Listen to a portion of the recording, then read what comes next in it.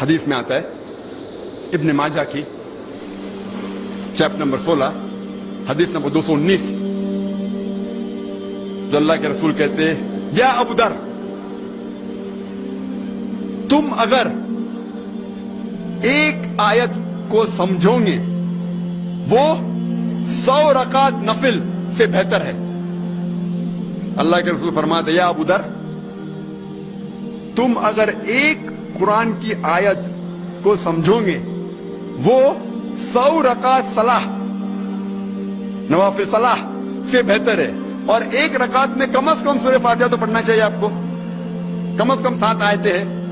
100 رکعت میں کم از کم 700 آیتیں ہیں۔ تو اللہ کے رسول فرماتے ایک آیت کو سمجھ کے پڑھنا، سمجھنا 700 آیت کی تلاوت کرنے سے بہتر ہے، یعنی سمجھنا 700 گنا صرف تلاوت سے بہتر ہے۔ اللہ کے رسول فرماتے ابن ماجہ میں،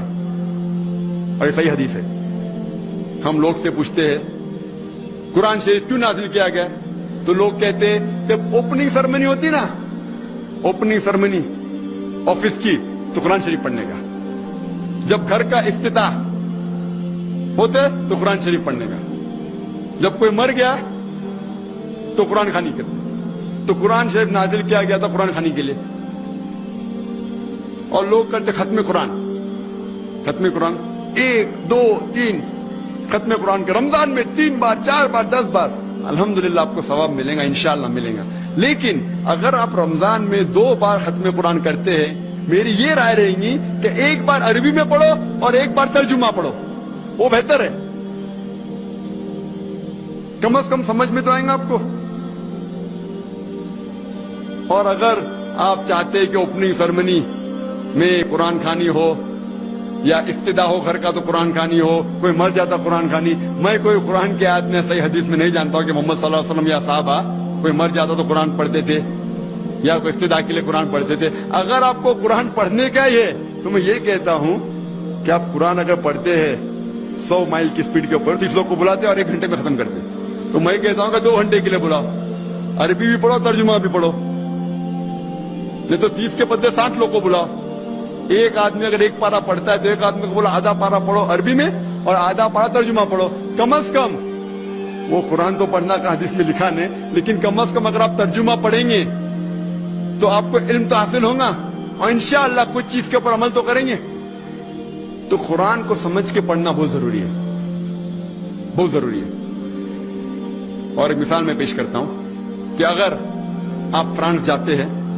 ایک ڈگری حاصل کرنے کے لیے، BSc کی ڈگری، آپ فرینچ نہیں جانتے، آپ کلاس اٹینڈ کرتے ہیں، کلاس اٹینڈ کرتے ٹیچر استاد آپ کو پی دیتا ہے، پریزنٹ، بولتے ہیں حاضر ہے، حاضر ہے تو پی لکھتا ہے، present, P four present, English میں پریزنٹ، آپ پورا سال پریزنٹ رہتے، پی ملتا ہے آپ کو، آپ خوش ہے۔ جب ایگزامینیشن آتا ہے تو کوشچن پیپر، سوال کا جو پیپر ہوتا ہے وہ آپ کو فرینچ میں ملتا ہے، آپ کو فرینچ نہیں آتی، آپ کچھ سمجھ نہیں سکتے، لیکن ایگزامینیشن میں بھی آپ کو پریزنٹ ملتا ہے، پی۔ کیا آپ جواب دے سکیں گے پیپر کا؟ آپ کچھ سوال ہی نہیں سمجھے تو جواب کیا دیں گے؟ تو یہ پی جو ہے وہ پریزنٹ کے لیے، پاس کے لیے نہیں، آپ ایگزامینیشن میں فیل ہو جائیں گے۔